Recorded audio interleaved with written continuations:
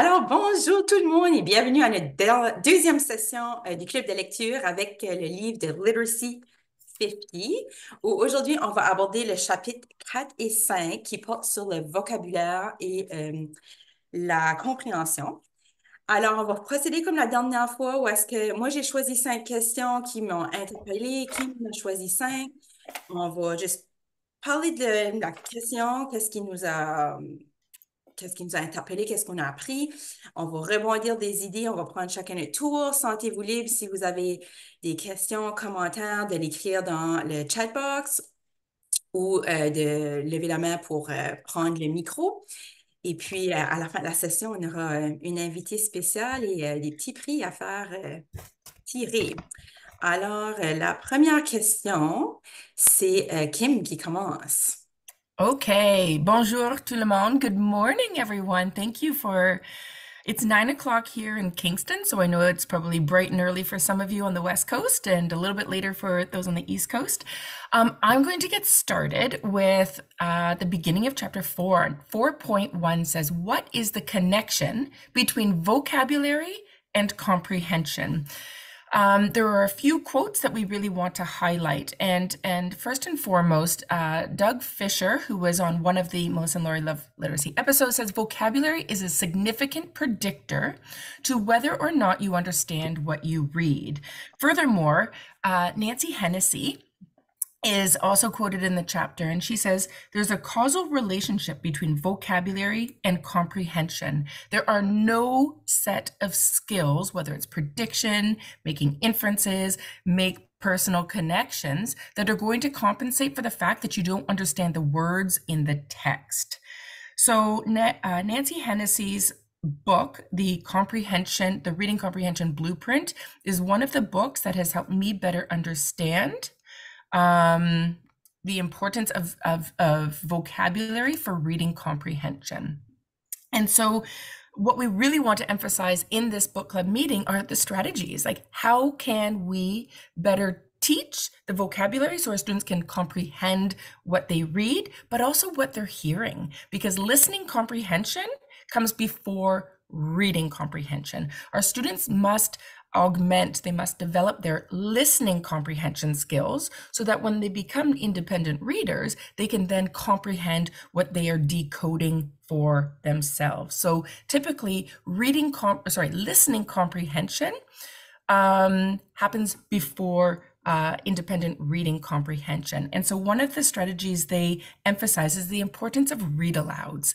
And I feel that read-alouds have had a bit of a reputation when it comes to the science of reading. There is a lot of reading research that emphasizes the importance of read-alouds, because often when we're thinking about the science of reading, we're thinking about those lower strands of Scarborough's reading rope. We're thinking about phonics and phonemic awareness and segmenting words into their phonemes, but we can't neglect the upper strands of Scarborough's reading rope. And unfortunately, what I have seen here in Ontario, and I'm sure it's happening across Canada as well, is the pendulum is swinging. We can't let the pendulum swing and put so much emphasis on decoding and phonemic awareness in those lower strands of Scarborough's reading rope and neglect the upper strands of Scarborough's reading rope, because we can't just have strong decoders. And what's happening in my French immersion classroom and in our French immersion schools across Ontario is we're putting such an emphasis on that letter-sound correspondence. We have some amazing decoders. They are decoding like rock stars, but they have no idea what they're reading. And a lot of that is because we are not explicitly highlighting, we are not explicitly teaching the vocabulary to understand what they read. And one of the best strategies to help with listening comprehension, which will then transfer into reading comprehension, are read-alouds and explicitly teaching the vocabulary of more academic language. So when we think about something called tier 1 words, that's everyday discourse. That is everyday chit chat. And we usually use very simple words when we're speaking, and we often use more simple sentence structures. But when we're doing read alouds and when we're reading aloud to students, they are hearing more complex vocabulary than we would use in our everyday language. Now, my own two girls say, Mom, why do you use such fancy words? And I think it's because I'm trying to expose them to more complex language. So when they read, they can understand that language. They're like, Mom, no one says precipitation. They say it's raining. But my teacher hat's on, and I'm like, oh, girls, look at the precipitation today. And they're like, why do you talk like that? It's embarrassing. But I really want them to have access to that more complex language so that when they're reading about it, they understand what precipitation is. And it's not sweat marks. I do the same thing with my girls. Yeah, because precipitation sounds a lot like perspiration. And there's a big difference between perspiration and precipitation. So, I do tend to go overboard, but I do believe, and there's a lot of research to support the exposure and explicit instruction, because exposure alone is not going to be enough. We often speak to our students with complex language, but we have to have them use that complex language as well, using scaffolded conversations that I am going to get to later. The second strategy that I want to jump into is the importance of building something called text sets. And text sets are books from different genres. So different genres of literature. We're talking nonfiction, fiction, poems, posters with no text, and really developing students' vocabulary with these on a common topic, on the same topic. So we want to find that topic, expose them to the vocabulary that is specific to that topic, and then they will hear constant repetition of that vocabulary. If we introduce them to the water cycle and we use the word precipitation and evaporation once, and then move on to the next, they're not going to remember it. So text sets will expose students to the same vocabulary over and over again. And that constant repetition of vocabulary within the topic area is going to help that information and that vocabulary stick, more so than that vocabulary is taught in silos and is not related to a specific topic area. And then finally, strategy number 3 that is mentioned in the book is we should be categorizing our books not by level. Here, I often see book bins that are niveau 1, niveau 2, niveau 3, niveau 4. Mais qu'est-ce que ça veut dire? What is niveau 3? What we should be doing is categorizing our classroom libraries not by reading level, which is a very abstract thing, but we should be categorizing our books by topic. And then that will help build students' vocabulary, it will build their content knowledge, and it will help build their reading comprehension when they become more independent readers. Wow! Tellement de choses à ajouter parce que dans tout ce que tu as dit, il y avait juste tellement beaucoup de choses.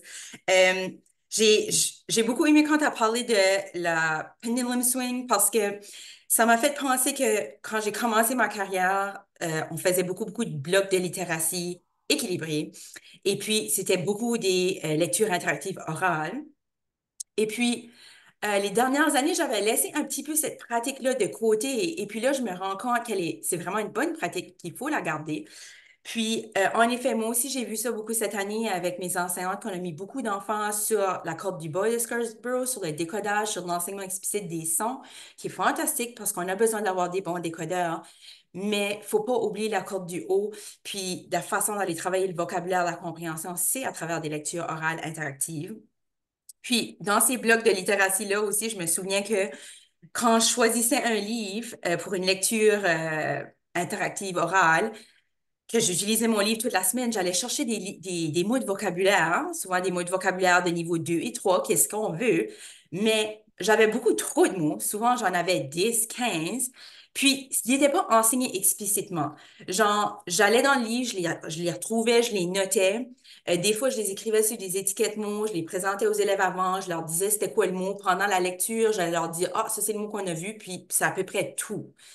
Puis, je vais revenir plus tard sur comment on peut faire pour enseigner explicitement les mots de vocabulaire. Et puis, dans cette question-là, il parlait aussi de l'importance de parler des différentes définitions de mots. Puis, tu en as parlé un petit peu, là, des fois, il y a des mots qui se ressemblent. C'est important que les élèves puissent en faire la différence. Comme par exemple, le mot clé, ben, il faut qu'ils savent que ça peut être l'objet, comme la clé pour ouvrir une porte, mais ça peut aussi être la solution, comme la clé du problème. Euh, Puis, au niveau des text sets, les ensembles de livres, euh, moi, ça m'a fait penser à une pratique pédagogique que j'ai toujours eue.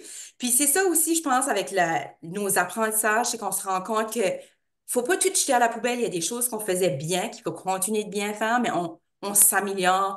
Euh, Comme une pratique pédagogique que moi, j'ai toujours eue, j'ai appris ça lors de mon stage de 4 mois de mon enseignante associée. C'était, on faisait des projets juniors où est-ce qu'on appliquait pour avoir des sous puis travailler avec des artistes. Et puis, on choisissait toujours un thème au début de l'année, puis on utilisait ce thème-là pour toute l'année. Fait qu'une fois qu'on avait choisi le thème, comme par exemple l'environnement, les Premières Nations, l'eau, on a fait toute une année sur l'eau. Au début, j'ai dit, ah, mais finalement, il y avait tellement de choses à exploiter sur l'eau. On a fait les émotions. Puis là, on allait tout rattacher. Donc, une fois qu'on avait le thème choisi, on s'assoyait avec nos artistes et les artistes avaient bien sûr plein d'idées, que ce soit de créer une danse ou une pièce de théâtre ou une œuvre d'art. L'œuvre d'art, parfois, c'était leur costume, c'était le background de la pièce de théâtre ou c'était des œuvres, que ce soit des peintures, sculptures, peu importe. Puis, je me souviens, au début de l'année, j'allais à la bibliothèque de mon école et puis je demandais à la bibliothécaire de sortir tous les livres sur ce thème-là. J'allais à la bibliothèque municipale, j'allais à la librairie, j'achetais des livres puis je faisais vraiment un text set.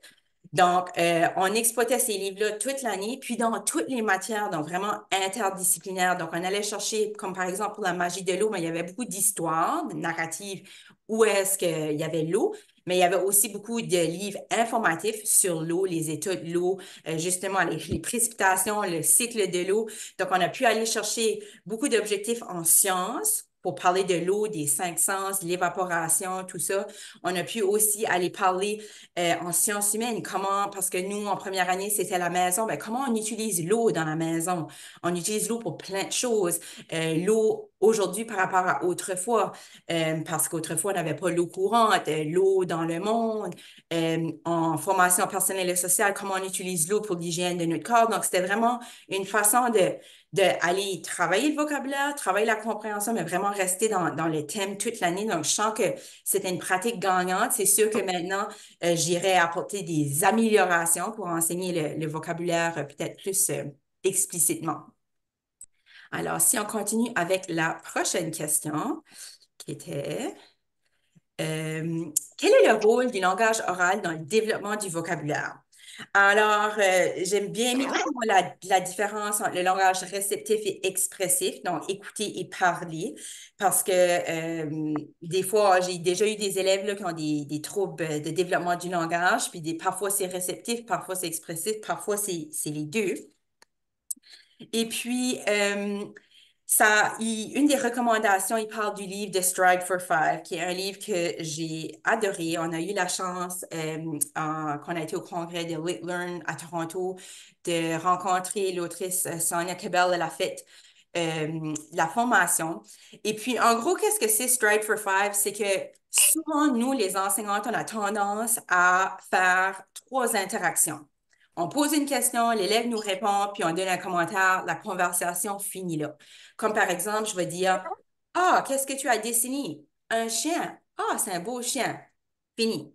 Au lieu de dire, ah, parce que tu peux me parler des parties du corps de ton chien. Quelle sorte de chien? Pourquoi as-tu dessiné un chien? Qu'est-ce que tu aimes dans les chiens? Et puis là, ça donne la chance à l'enfant de répondre. Et puis là, à l'enseignant de rajouter. Puis c'est vraiment là qu'on peut aller travailler le vocabulaire et ajouter à leur bagage de connaissances. Puis j'ai placé ici un exemple du livre où est-ce que, comment on peut faire pour aller à 5 interactions, hein? C'est Stride for Five. Donc, l'enseignant peut demander, OK, par exemple, d'un centre de construction, qu'est-ce que tu construis? L'enfant va dire une maison. Mais là, moi, comme enseignante, je vais scaffolder ou je vais échafauder vers le haut. Fait que je vais dire, ah, ta maison, elle est vraiment solide. Quoi d'autre est-ce que tu pourrais faire avec ta maison? Ah, peut-être, l'élève va répondre, peut-être une clôture. Puis là, moi, je pourrais aller ajouter à ses connaissances, à son vocabulaire, puis dire, c'est vrai qu'une clôture, c'est une bonne idée ça permet de protéger les enfants, les animaux, de les garder en sécurité. Versus si l'enfant il répondrait je sais pas, ben là je devrais scaffolder ou échafauder vers le bas, puis je devrais lui demander par exemple qu'est-ce qui est intéressant dans la construction euh, pourquoi tu es intéressé à construire un véhicule avec des blocs? Puis là, il pourrait dire, ah, ben, je pourrais faire une auto. Puis tu dis, oui, une voiture, ça fait du sens parce qu'on pourrait voir comment loin que la voiture va. Ceci, moi, quand j'ai lu ce livre-là, j'ai adoré. J'ai trouvé que l'idée était fantastique. L'idée est vraiment simple. Mais à ma grande surprise, c'est beaucoup plus difficile à faire qu'on pense. Puis je pense que c'est parce que on est tellement habitué de faire trois interactions. On répond, ça finit là. J'essaie de le faire avec mes filles. C'est aussi peut-être parce que mes filles sont jeunes, là, ils ont 3 et 5 ans. Mais des fois, j'ai du mal à vraiment à me rendre à 5. Kim, je ne sais pas si tu veux ajouter par rapport à ça.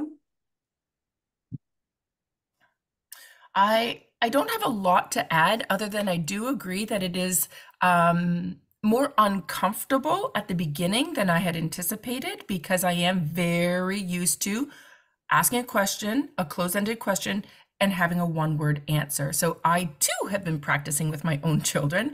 They were very suspicious of why I was asking for more information. I said I was just practicing before I go back to school. And so really pulling that language is difficult. And also what I found in my French immersion classroom, because we have French second language learners, is the importance of scaffolding and giving them that vocabulary that they need.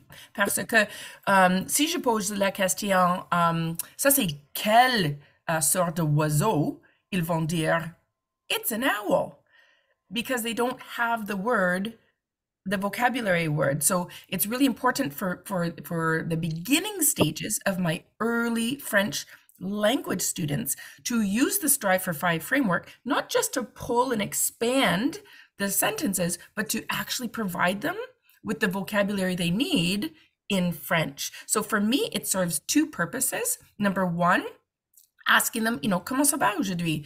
I'm fine. Oh, ça va bien. Peux-tu répéter? Ça va bien. Et puis, les élèves répètent, ça va bien. And then I can, et puis je vais poser la question, mais pourquoi ça va bien? And then, so sometimes for me, because I do have second language learners opposed to French first language learners, I give them the vocabulary they need first, and then sometimes it's a Strive for 7. Oh. And so Strive for 5 is a framework, but I've heard Dr. Sonia Campbell and Dr. Tricia Zucker, actually, it was just on the most recent Melissa and Lori Love Literacy podcast where I heard her highlight, Strive for 5 is just a framework. You can do Strive for 7. And in fact, striving for 7 can be better because often it's me, je pose la question, les élèves répondre la question en anglais, et puis je dois le dire en français, et puis l'élève répète le mot en français, et puis je pose une autre question, and that's then where the expansion comes. So je pense que le but, c'est pas nécessairement de se rendre à 5, mais c'est d'aller plus loin que 3 interactions, exactly. Puis de garder la conversation aller, parce que c'est vraiment là. Je trouve qu'avec ce livre-là, c'est une bonne stratégie pour développer la communication orale qui, je trouve, par le passé, moi-même, souvent, on faisait des petites causeries ou des petites discussions, puis je me disais, ah, j'ai fait la communication orale. Mais est-ce que je l'ai enseigné? Est-ce que je l'ai pratiqué? Comment je l'ai développé? Puis je trouve que ceci, c'est une bonne façon, comme tu dis, un framework de travailler la communication orale à tous les jours. Puis c'est avec des élèves de tous les âges. C'est sûr qu'ils parlent du préscolaire, mais on peut l'utiliser juste avec les élèves plus hauts, si tu veux. Absolutely. So Strive for 5 is the minimum, but we can go further. Okay, so the next question is, what are morphology and etymology, and what do they have to do with vocabulary? This is something that I learned about in my Orton Gillingham training back in 2018. Morphology is simply looking at the units of meaning in words. When we think of phonology, we're looking at the units of sound, and the units of sound is called phonology, like phone is audio. Morphology is looking at the units of meaning, and most often we think about prefixes and suffixes and those base words.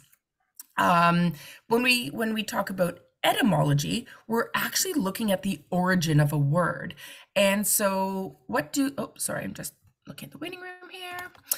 So what do these have to do with vocabulary? When we're teaching vocabulary, we should be explicitly and systematically teaching vocabulary that are tier 2 words or more academic language than we would use in our everyday talking. But we cannot possibly teach every vocabulary word there is. So unlike teaching letter sound correspondence, that's finite. Once we teach those letter sound correspondences, there is an ending point where students are off to the races with their decoding. But we cannot possibly teach every vocabulary word in English and in French. That would be information overload, and it's just impossible. So what we want to do is we want to teach students the morphological units of words, so when they come to a new vocabulary word, they can understand what that word means, even if it has not been explicitly taught, by knowing what those units of meaning are. For example, if we teach the prefix un, and we explain that that means to do the opposite of, for example, in English, undo, so to take it apart. If we teach the suffix s, it usually means there's more than one. So when students come to a word and they see the prefix un and they see the suffix with the s, then they know that it's doing the opposite of that base word. Furthermore, we can take a look at base words and we can expand them and grow students' vocabulary. Rupt is one that we often use when we're doing morphology instruction. And so we can create vocabulary words such as disrupt, disruption, undisrupted. And so we can take a base word and we can expand it, and we can teach students and grow their vocabularies by looking at those base words and attaching different prefixes and suffixes. One of the best books that I have come across in English, and I'm looking to see if I have it right here, is Morpheme Magic. And so Morpheme Magic was written by Deb Glazer, who is the developer of the Top 10 Tools for Reading Teachers course. This is a fantastic book that is aimed at the upper grades. If you're teaching, so when I say upper grades, grades 4 to 12, if you are teaching the younger grades, kindergarten to grade 3, there's another book that she wrote called Morphemes for Little Ones. So it's talking about more simple morphology. Of course, yay, Audrey! And of course, as a French immersion teacher, I'm thinking, well, what about me? What about me? These are English morphology books. Elphographe by Michel Minor-Corriveau and Alex-André Mador have created a fantastic morphology resource for French immersion teachers, and better yet, it's free. It's free on Teachers Pay Teachers. So if you search Teachers Pay Teachers and Elphographe, they have a fantastic morphology resource for our French language teachers and our French immersion teachers as well. What does this look like in our classroom? Number one, we don't just teach morphology. We should be teaching morphology and those units of meaning during our vocabulary lesson. So we can be looking at complex vocabulary that may not be an everyday discourse and taking a look and breaking it up. And I say it's like being a word detective. We don't know this word. What if we separate it into units of meaning and gain some meaning, glean some meaning by looking at the parts of the word?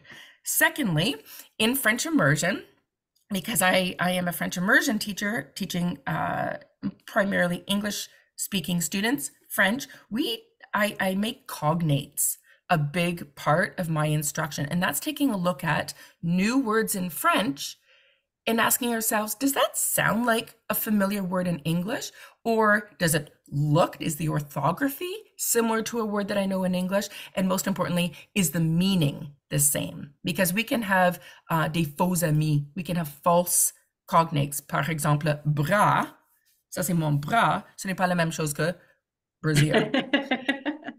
So we want to be aware of those des faux amis.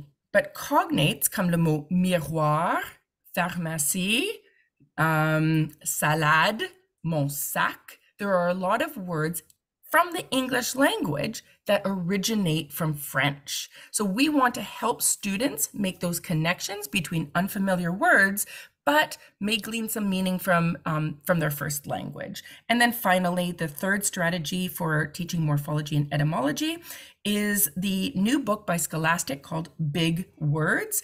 And this book really focuses on looking at those meaningful parts of words and helping students glean meaning from unfamiliar vocabulary when they come across it in their independent reading, and helping them to understand how to use those units of meaning in their writing as well.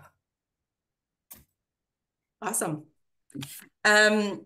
Moi, j'aime beaucoup dans le livre, ils disent que la morphologie puis l'étymologie, it's like peanut butter and jelly. I like it.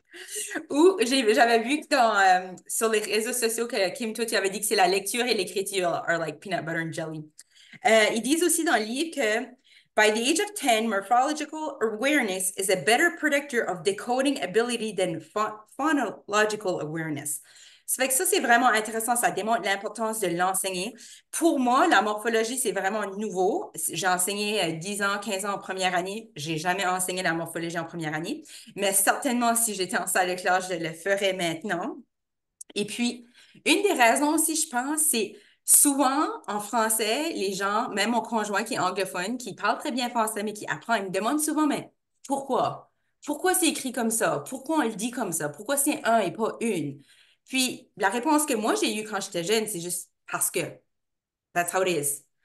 Mais ça ne nous aide pas à mieux comprendre le code de notre langue, comment ça fonctionne. Puis je trouve qu'en enseignant la morphologie et l'étymologie, là, on peut comprendre, on peut faire des liens, puis tout d'un coup, ça fait du sens. Puis pour beaucoup de nos élèves, ils ont besoin que ça fasse du sens. Quand ça ne fait pas de sens, ça devient trop abstrait pour eux. Je vais partager quelques ressources qui existent en français. Il y a l'Arbre des mots, qui est un livre chez Finot, qu'on peut travailler la morphologie, qui est vraiment bien. Il y a aussi, c'est ça, j'allais juste partager que l'année dernière, j'avais commencé à faire des petites capsules jeudi morphologie. Donc, tous les jeudis, sur ma page Facebook, Instagram, je partageais soit un préfixe, soit un suffixe. Je le fais aussi pour moi parce que moi aussi, j'apprends en faisant ça. Puis, je pense que c'est quelque chose qu'on peut faire aussi avec nos élèves. Il y a le livre La morphologie pour mieux lire et écrire chez Chenelière. Puis ça aussi, c'est vraiment bien. C'est un livre clé en main, dans le sens que c'est toutes des activités déjà créées pour vous. Et puis, j'aime beaucoup ce petit livre ici qui s'appelle Ces petits mots qui font les grands. Donc, ça aussi, ça pourrait être utilisé vraiment à n'importe quel niveau parce que, bon, au début, on a, par exemple, OK, on a quatre images. Qu'est-ce que ça veut dire le préfixe cruci? Là, on a crucifère, crucifix, cruciforme, cruciverbis. Personnellement, j'ai aucune idée qu'est-ce que le préfixe cruci veut dire. Mais là, je vais tourner la page. Puis là, c'est écrit ici. Cruci, ça vient du mot latin qui signifie croix. Les crucifères sont des plantes aux pétales disposées. Puis là, on donne la définition de chacun des mots. Donc, ça nous donne de où vient le mot, puis, ou le préfixe ou le suffixe et qu'est-ce qu'il veut dire. Donc, ça, c'est vraiment un outil qui peut être intéressant à voir. Petite citation aussi que la morphologie, ça peut nous aider à accéder à 60% des mots qui sont inconnus dans un texte, donc d'où l'importance d'enseigner les préfixes et les suffixes. Et puis, c'est tout. On passe à la prochaine question qui est 4.9. Comment enseigner le vocabulaire et quelles sont les meilleures approches basées sur la recherche?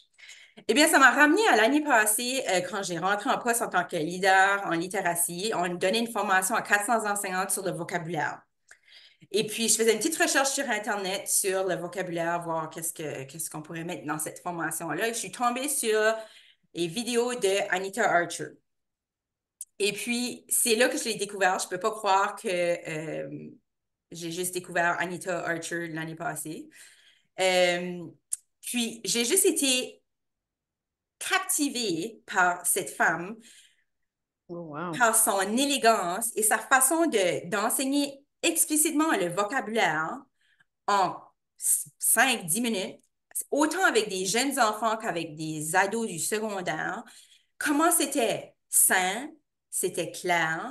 Puis dans l'espace de quelques minutes, on était capable d'avoir plusieurs répétitions du mot, que ce soit l'entendre, le voir, le dire. Fait que, puis là, ça m'a rappelé aussi ceux qui étaient à la conférence de Lit Learn, elle disait in the text, not out of the text. In the text, not out of the text. Donc, il faut rester dans le texte, hein? Puis que les stratégies de lecture ne s'enseignent pas de façon isolée. Puis, quelque chose que moi, je faisais aussi auparavant, qu'on ne doit pas faire, parce qu'elle dit, teachers teach, don't ask. Hein, on doit enseigner, pas demander. J'avais la mauvaise habitude autrefois de demander aux élèves, qu'est-ce que tu penses que ça veut dire? Puis le danger avec ça, c'est que les élèves peuvent rester avec une mauvaise perception, une mauvaise définition. Donc, si un élève répond, puis c'est pas la bonne réponse, la bonne définition, ben, il y a des chances que tous les élèves gardent ça en tête. Donc, c'est pour ça qu'on doit leur dire puis pas leur faire deviner.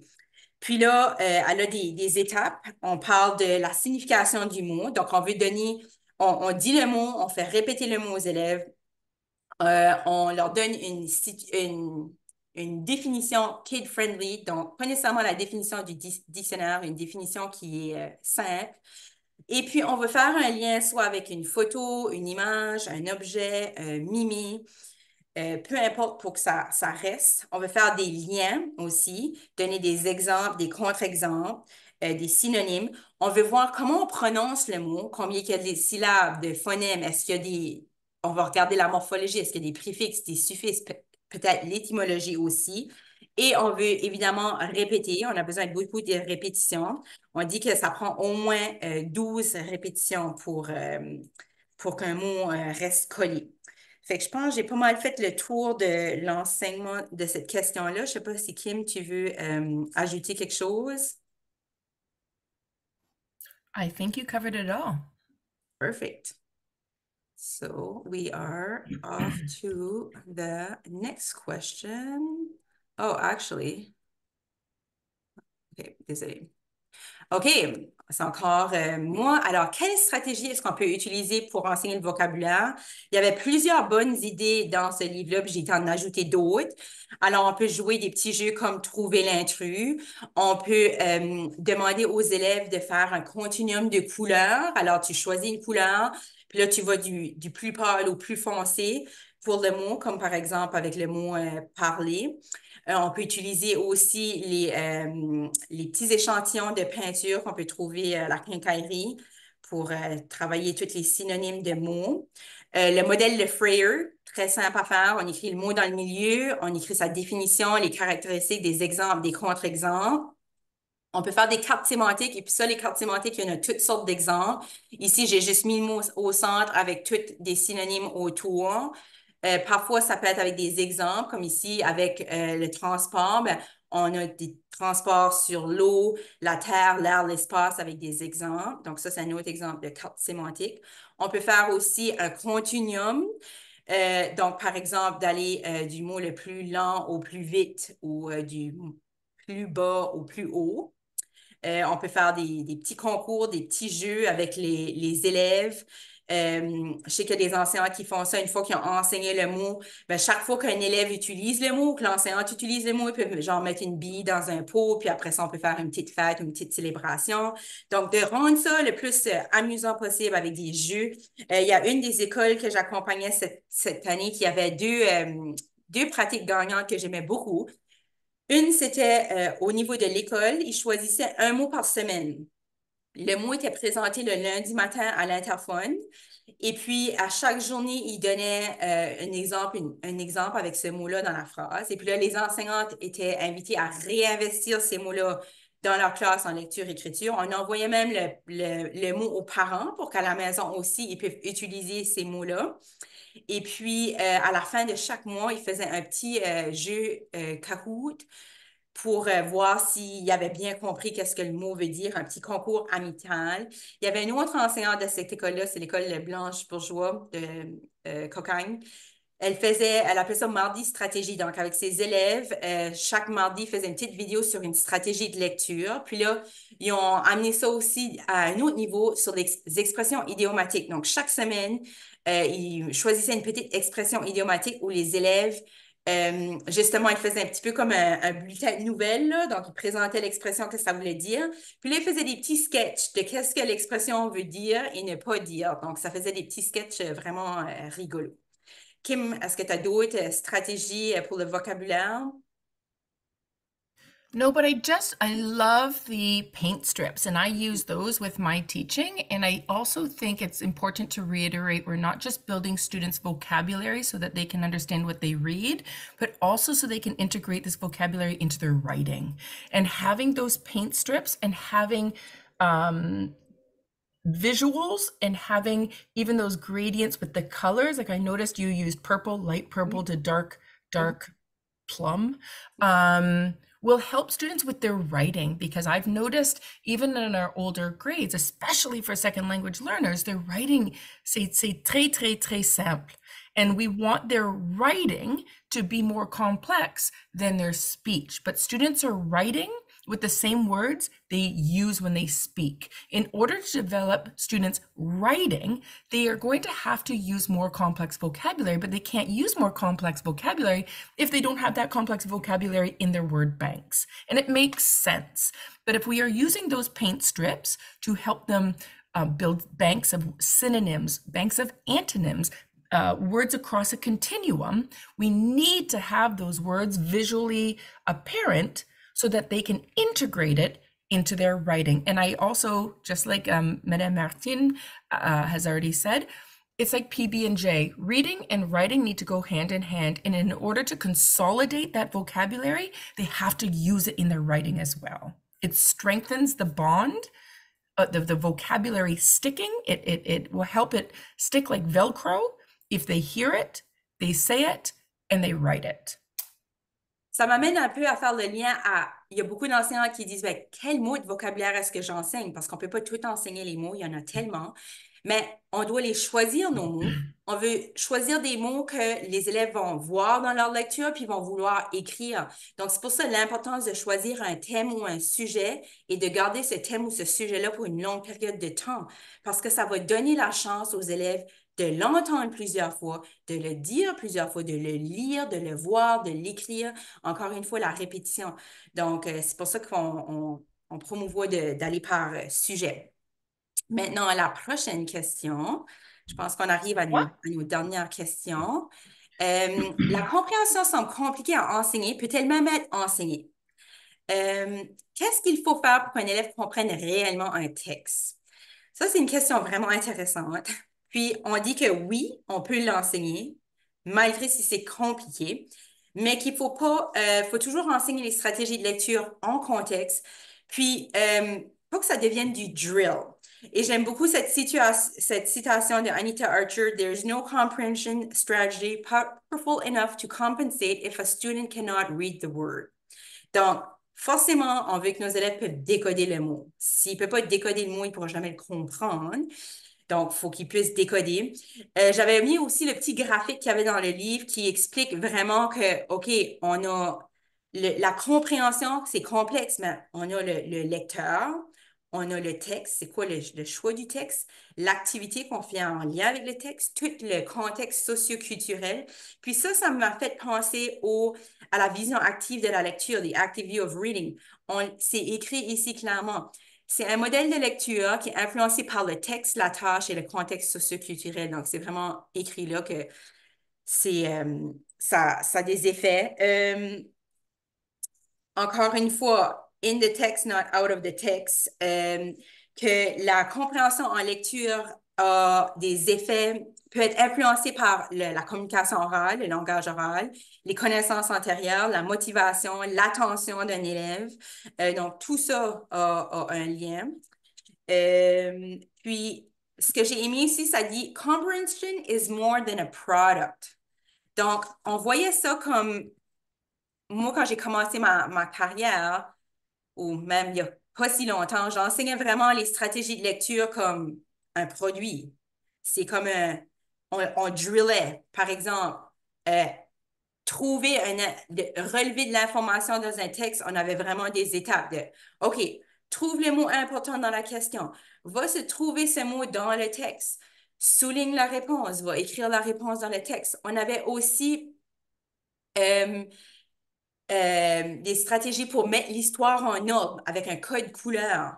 Ben, il y a certains élèves, ils faisaient cette stratégie-là avec les codes couleurs hein, de façon automatique, sans nécessairement vraiment comprendre l'histoire. Si je lui aurais demandé après ça de raconter l'histoire dans ses propres mots, de faire le rappel de l'histoire, il n'aurait peut-être même pas été capable de le faire.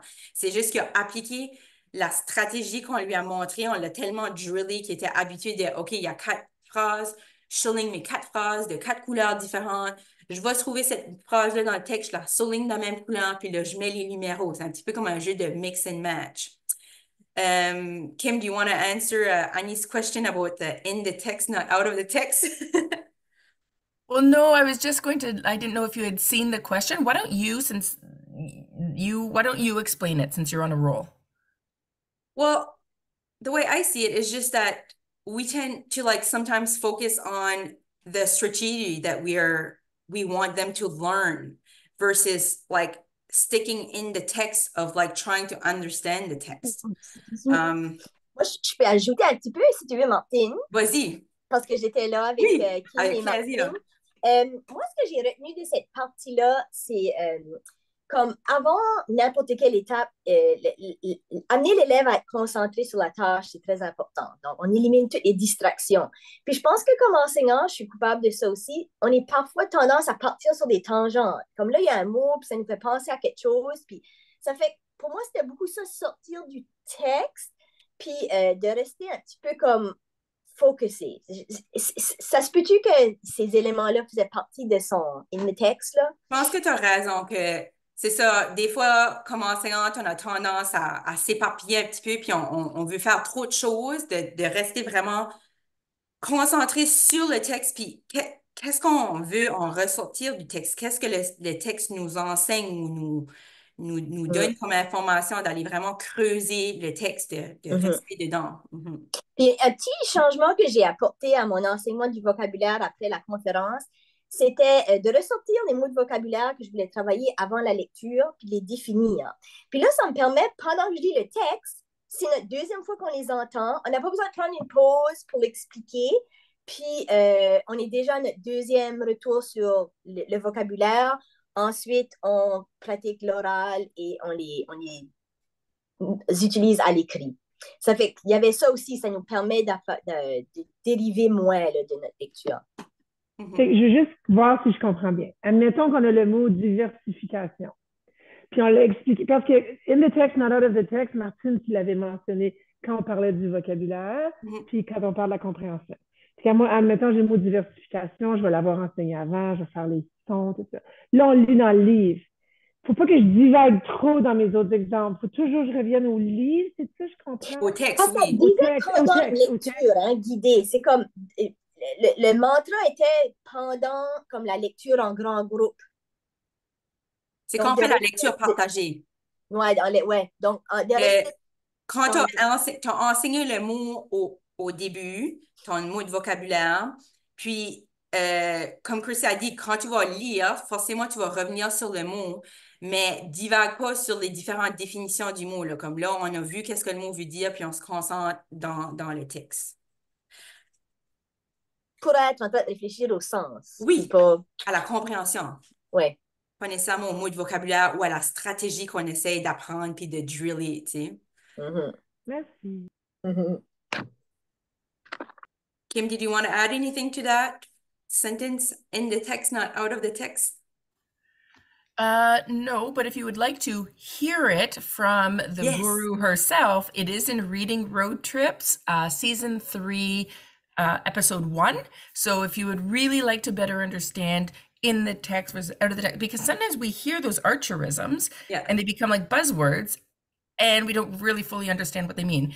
Everyone does everything is pretty clear, but in the text, not out of the text, if you want to hear it in context, so you better understand what that actually means. Reading Road Trip Season 3, Episode 1 is where you will hear that and maybe develop a better understanding. So, and the other thing I wanted to say is not in the text and out of the text, but it's in the presentation, not out of the presentation, is we do have our special guest who just arrived.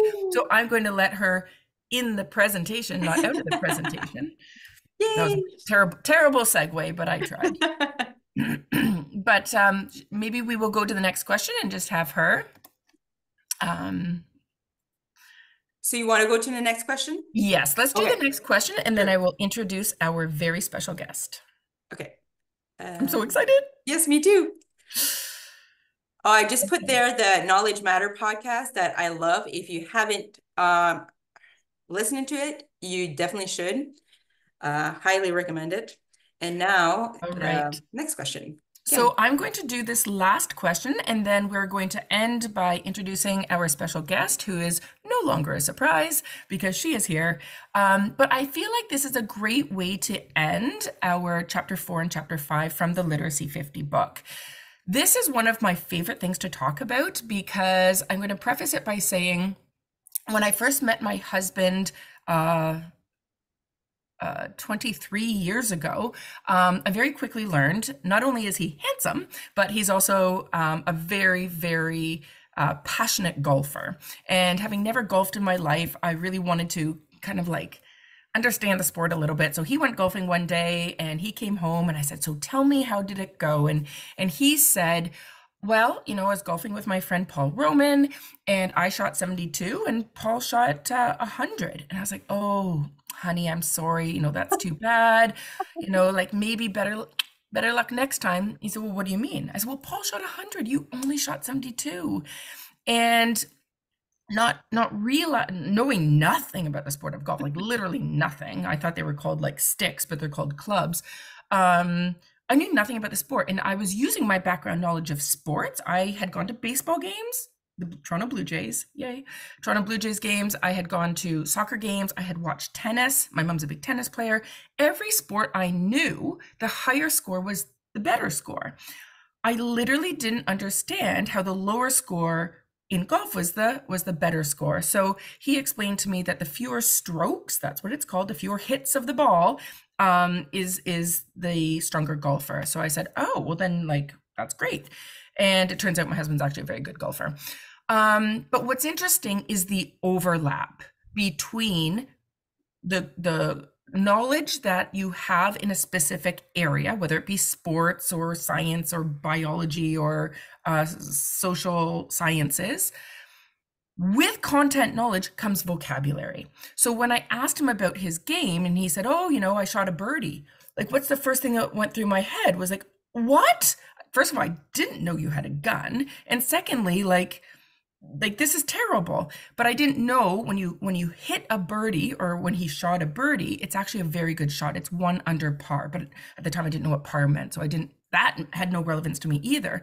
And then he said he shot an eagle. And I was like, well, that makes sense. It's a bigger bird, better shot. But like, honestly, the vocabulary that is embedded in certain topic areas, just kind of like Madame and I were talking about how much overlap there was in Chapter 4 and Chapter 5, and how you can't really teach vocabulary in isolation. Vocabulary has to be embedded in the content. So if my husband had said, oh, a birdie is 1 under par, an eagle is 2 under par, I would have been like, that's not going to stick in my brain unless I understand the sport better. And if he is trying to have the lowest score, because I now know golf, the lower score is the better one, it does make sense to try and shoot an eagle. So it's unbelievable, the overlap between vocabulary and content, and they have to overlap. We can't teach these things in silos. So so this was back in 2001 when I started dating my husband. And what I didn't know was there's actually an amazing study about this. It's not on the sport of golf, it's on the sport of baseball. And 2 fantastic researchers took a look at the sport of baseball, and they took a look at a cohort of students, and they divided those students into 4 sections or 4 categories. And I always get this confused, but basically one section was strong decoders. One set of the strong decoders had a lot of background knowledge on the sport of baseball. They had played baseball, they watched baseball, they went to baseball games, the Red Sox. The other strong decoders knew nothing about the sport. The other cohort of students were poor decoders, but one set of the poor decoders knew a lot about baseball. They went to baseball, they played baseball, they watched it on TV, whereas the other ones were poor decoders and didn't have any background knowledge on baseball. What is amazing about this study was students with high decoding skills, with strong background knowledge, obviously did very, very well on the reading comprehension passage, but not too far behind were the poor readers, the poor decoders with strong background knowledge. In fact, they almost fared the same. Students, this is the amazing part, the strong readers, the kids we say, oh, they're such good readers, they did not fare as well as the students who were low decoders, but with a lot of background knowledge. So the key takeaway is, if students sound like good readers, they may just be good decoders. We don't want strong decoders. We want students who can comprehend what they read. If our instructional goal is reading comprehension, we can't just have strong decoders. And this is so, I'm so passionate about this, because as a teacher of second language learners, we are literally creating strong decoders. And arguably, we are in the English programs too. We have to build students' background knowledge to comprehend. And we're always thinking about students' motivation. Oh, they're not motivated to pick up a book. I am not motivated. I can read in Spanish, but I don't have language comprehension. Spanish is very easy. I lived in Mexico for 3 years. I learned to decode in Spanish, but I have no language comprehension. So I was literally just reading and not taking in anything. And it was just an exercise in decoding. We want to make sure our students have that Velcro for knowledge to stick to. And I feel very passionately. So how can we develop students' background knowledge? Number 1, read alouds. Read alouds are a fantastic way to help build students' language comprehension, vocabulary knowledge, and content knowledge on a specific topic. It doesn't have to be golf, it doesn't have to be baseball. And the best way to do that is in those content-rich areas: science, social studies, history, visual art, and mathematics. Our students need to understand the vocabulary in mathematics to understand what the question's asking of them. In fact, the grade 5 teacher at my school, Madame Frappier, I'm going to give her a shout out because she's amazing. Madame Frappier has started every single math lesson. She's as passionate about math as I am about literacy. She now starts every math lesson with a 10-minute vocabulary lesson. And she starts, and it might not be new vocabulary, because I sat in on one of her classes and she was talking about the different triangles, un triangle acute, un triangle droite, and she was reviewing the vocabulary because kids were drawing the wrong triangle. She's like, oh my gosh, how many times do I have to tell you this is a 90-degree angle? They didn't understand qu'est-ce que ça veut dire un triangle droite. So she starts every math lesson, and she has said, Kim, this has been, and unfortunately she's retiring this year, but she said, Kim, this has been monumental. This has been the biggest aha in my math instruction. I need to teach vocabulary. And so like, it gives me goosebumps because I think about the kids that we are missing because they don't understand the vocabulary. And so I think it's so important that we are teaching vocabulary and content knowledge, not just in literacy, but across all subject areas. And one last thing, we have to make sure that we are building their content knowledge across subject areas. So like I said, in those content heavy areas, but using read alouds. We can use read alouds in math. We can use read alouds in science. In English, I love reading Mrs. Frizzle's, or is it Magic School Bus? Yes, same book. Mrs. Frizzle's Magic School Bus. And there's some great math books and read alouds out there too. So we need to integrate literacy instruction with language comprehension. But we also have to integrate language comprehension with literacy. We shouldn't be teaching them in silos.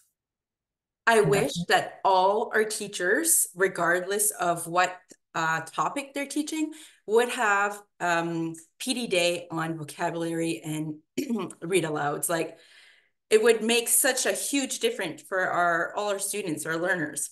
What about we do the last question and we ask Melissa her thoughts on it? Because we actually have two questions that we haven't touched. There was the read aloud, but I feel we're kind of messing up times, and maybe we can go to the last one about silent I reading. love the last one because I get a lot of pushback. Yes, I saw that you shared something on social media, and it Blew up in my created a face. lot of question. Like, I saw a lot of comments and a lot of back and forth, and people were not always on the same page. So the question is, what about sustained silent reading? I know there's a lot of pushback. Is there a place for it in the school day? Oh, this is such a good question.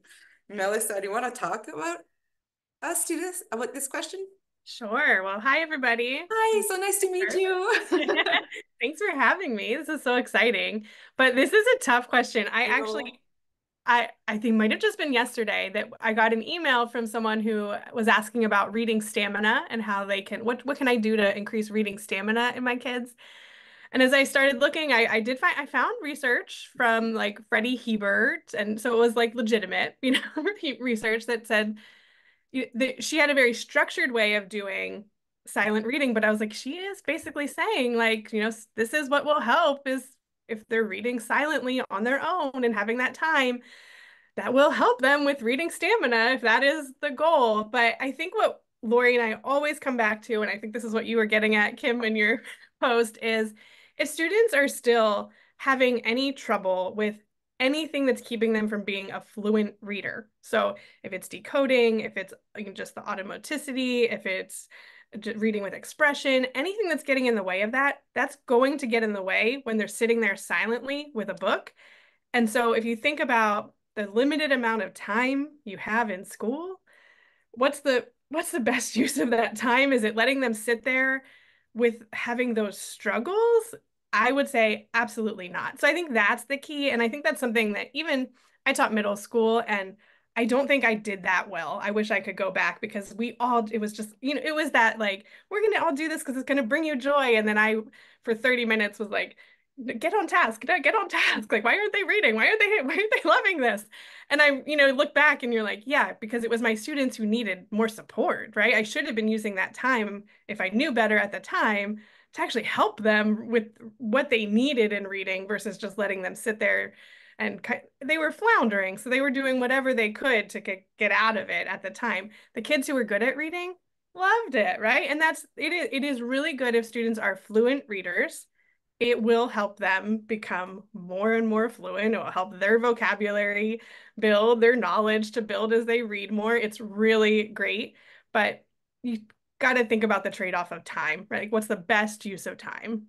So that's my 2 cents. Do you think that in the upper grades, we could give the choice to, well, or maybe not the choice, but to students who are fluent, who would prefer to read silently, that we would have like maybe a couple of them that could read silently and then the rest partner reading? Or you think that would not work? I don't know. Yeah, I think logistically it would be tough to figure out how to manage all of that. But I do think theoretically, I think you're thinking in same way I would if I went back and redid what I did during that time was like, okay, who can I put over here and they can fly and read? Who can I be working with one-on-one? Who can be working or a small group? Who can be over here with partners? What are their real needs during that time so that everyone is getting the most out of it? Yeah.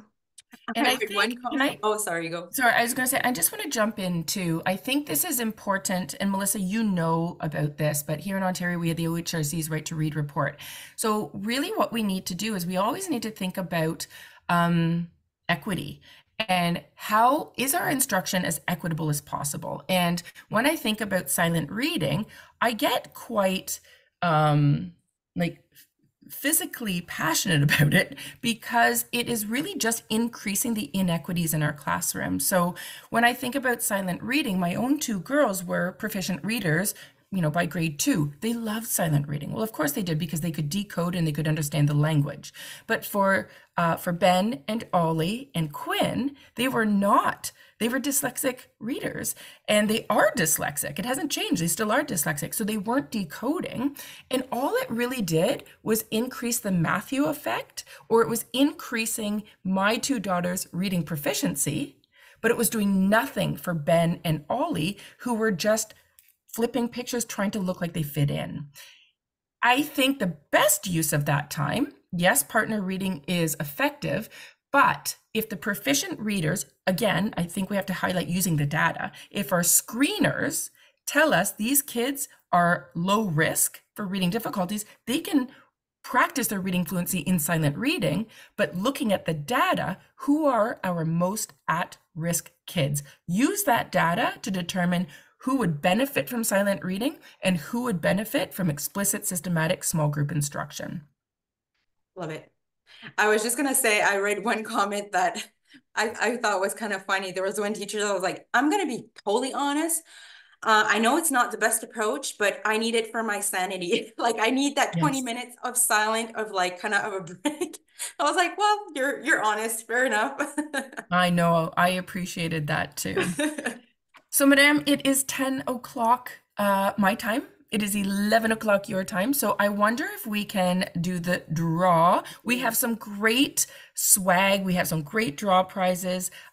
Thanks to Melissa and Lori Love Literacy. First, we have our decals, lots and lots of decals for our laptops, for our water bottles, what have you. I also am sporting their scrunchie.